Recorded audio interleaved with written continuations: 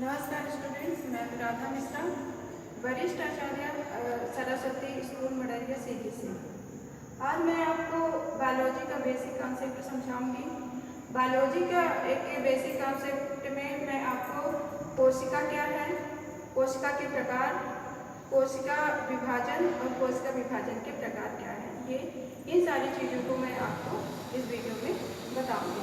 तो आइए सबसे पहले हम देखते हैं कि कोशिका क्या है, कोशिका की परिभाषा क्या है।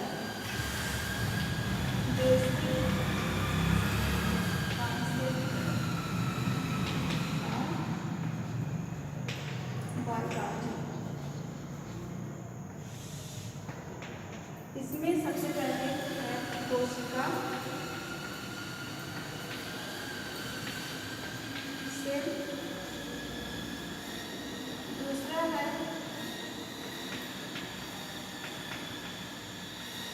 कोशिका के प्रकार,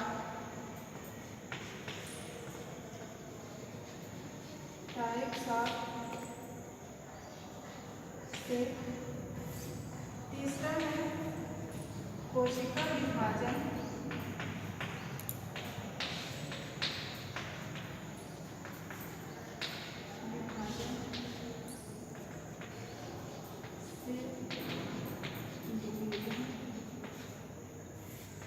चौथा है कोशिका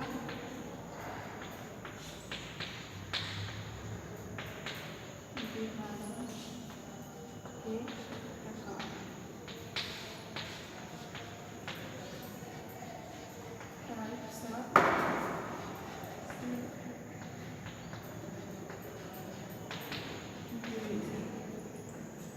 तो इसमें जो सबसे पहला टॉपिक आता है, सबसे पहला जो बेसिक कॉन्सेप्ट आता है वो है कोशिका। कोशिका क्या है, तो आइए देखते हैं कोशिका की डेफिनेशन क्या है। सेल, कोशिका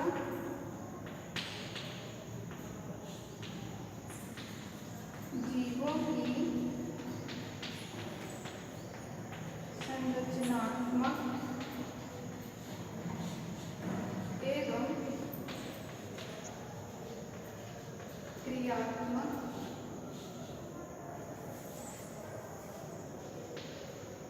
इकाई है। अब इसमें दो वर्ड आ रहे हैं परिभाषा में, पहला आ रहा है संरचनात्मक, दूसरा आ रहा है क्रियात्मक। तो हम सबसे पहले देखते हैं कि संरचनात्मक का मतलब क्या होता है। हमारा जो शरीर होता है वो किससे मिलकर के बना होता है, कोशिकाओं से मिलकर के बना होता है। मान लीजिए कि जैसे कि ये मेरा हाथ हो गया, ये किससे मिलकर के बना होता है, कोशिकाओं से मिलकर के बना होता है। आप अगर माइक्रोस्कोप में ऑब्जर्व करेंगे, माइक्रोस्कोप में अगर आप देखेंगे तो आपको इस तरह से छोटी छोटी सेल्स दिखाई देगी, छोटी छोटी यूनिट दिखाई देगी, कोशिकाओं का समूह दिखाई देगा, जिसे क्या कहते हैं, सेल कहते हैं। जो सेल है, कोशिका है, वो जीवों की संरचना को क्या करती है, बनाती है, इसलिए इसे क्या कहते हैं, संरचनात्मक कहते हैं। अब देखते हैं क्रियात्मक क्या होता है। क्रियात्मक का मतलब क्या होता है, हमारे शरीर में, मतलब जीवों के शरीर में जो सारी क्रियाएं होती हैं वो किसके द्वारा होती हैं, सेल के द्वारा होती हैं, कोशिका के द्वारा होती हैं। जैसे कि मान लीजिए श्वसन हो गया, ऊर्जा उत्पादन हो गया, ये सारी कोशिकाएं किसके द्वारा होती हैं, कोशिका के द्वारा होती हैं, सेल के द्वारा होती हैं, इसलिए इसको क्रियात्मक कहते हैं। इस तरह से इसकी परिभाषा हो जाएगी कि कोशिका जीवों की संरचनात्मक एवं क्रियात्मक इकाई है। अब आइए देखते हैं हम कि कोशिका के प्रकार, कोशिका कितने प्रकार की होती है। ये आपको जानना बहुत जरूरी था कि सेल क्या होता है।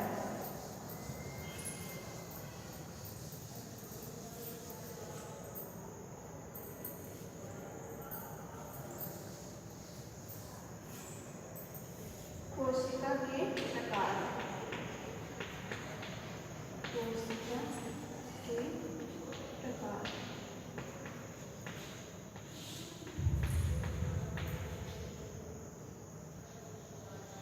संरचना से।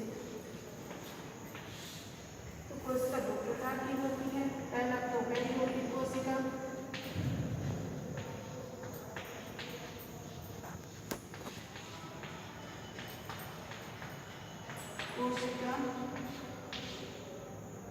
और दूसरा यूकैरियोटिक कोशिका।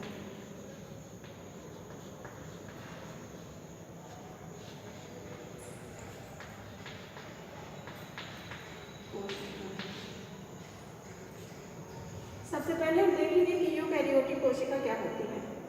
प्रोकैरियोटिक का मतलब समझ लेते हैं।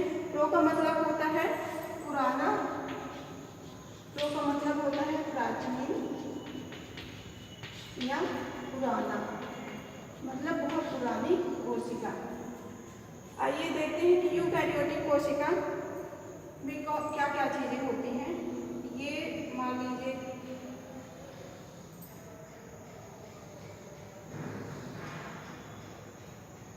यूकैरियोटिक कोशिका में मध्य में क्या होता है, केंद्रक होता है, और केंद्रक में क्या पाया जाता है, डीएनए पाया जाता है। डीएनए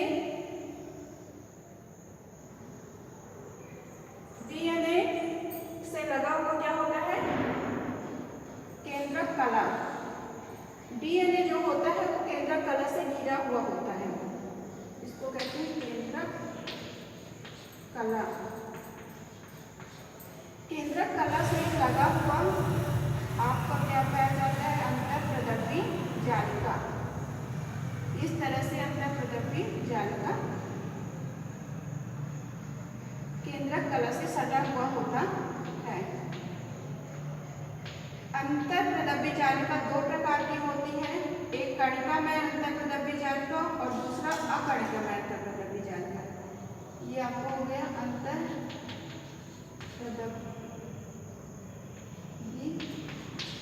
जालिका। फिर इसमें माइटोकॉन्ड्रिया पाया जाता है।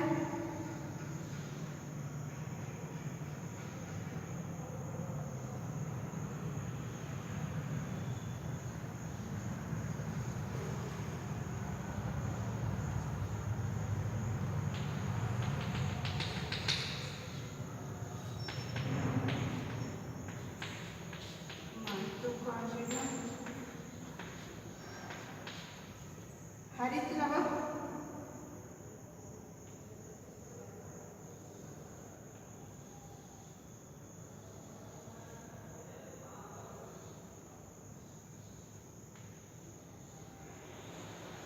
इस तरह से इसमें हरित लवक पाया जाता है।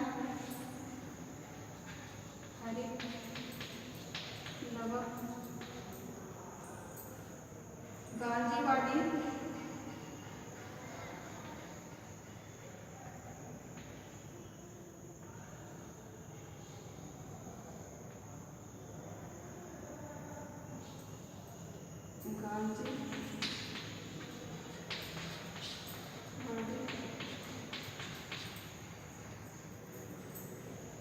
तो ये क्या हो गई आपकी यूकैरियोटिक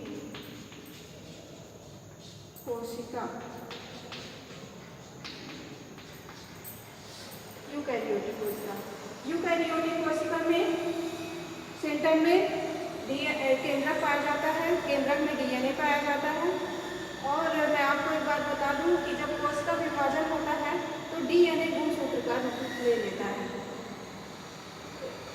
डीएनए एक आवरण द्वारा घिरा होता है जिसे केंद्रक कला कहते हैं।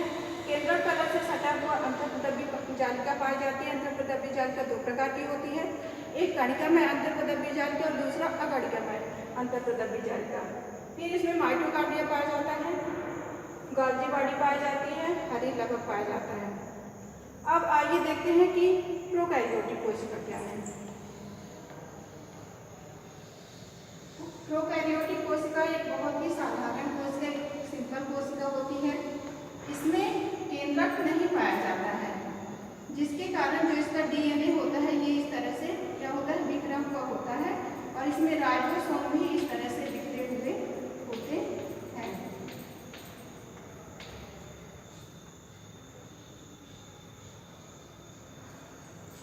ये आपका हो गया प्रोकैरियोटिक कोशिका। प्रोकैरियोटिक कोशिका। अब सबसे अधिक पूछता है कि यूकैरियोटिक कोशिका और प्रोकैरियोटिक कोशिका में अंतर क्या है। तो यूकैरियोटिक कोशिका और प्रोकैरियोटिक कोशिका में मेन दो अंतर है कि यूकैरियोटिक कोशिका में जो होता है केंद्रक पाया जाता है, प्रोकैरियोटिक कोशिका में केंद्रक नहीं पाया जाता है। यूकैरियोटिक कोशिका में केंद्रक कला पाई जाती है, प्रोकैरियोटिक कोशिका में केंद्रक कला नहीं पाई जाती है। तो ये क्या हो गया। और एक मेन और अंतर है कि यूकैरियोटिक कोशिका में कोशिकांग पाए जाते हैं और प्रोकैरियोटिक कोशिका में कोशिकांग अनुपस्थित होते हैं। इसमें राइबोसोम बस इस तरह से बिखरा हुआ होता है। अब आगे देखते हैं कि ये जो दो प्रकार की कोशिका है वो किन किन जीवों में पाई जाती है।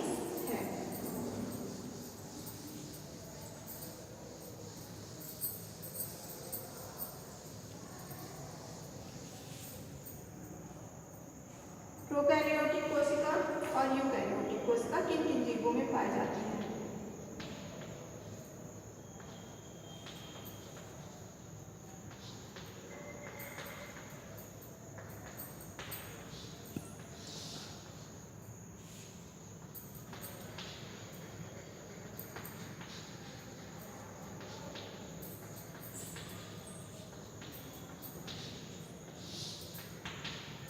प्रोकैरियोटिक कोशिका बैक्टीरिया, ब्लू ग्रीन एल्गी और माइकोप्लाज्मा में पाई जाती है। प्रोकैरियोटिक कोशिका बैक्टीरिया,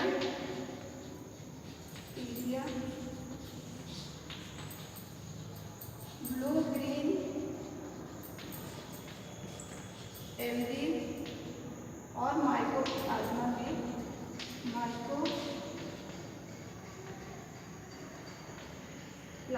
पाई जाती है। माइकोप्लाज्मा जो है वो सबसे छोटी कोशिका है और ये बिना ऑक्सीजन के भी जीवित रह सकती है। अब आइए देखते हैं कि यूकैरियोटिक कोशिका किन किन जीवों में पाई जाती है। तो यूकैरियोटिक कोशिका कवक, पादप जंतु और बहुत सारे प्रोटोजोआ में पाई जाती है। यूकैरियोटिक कोशिका पादप जंतु और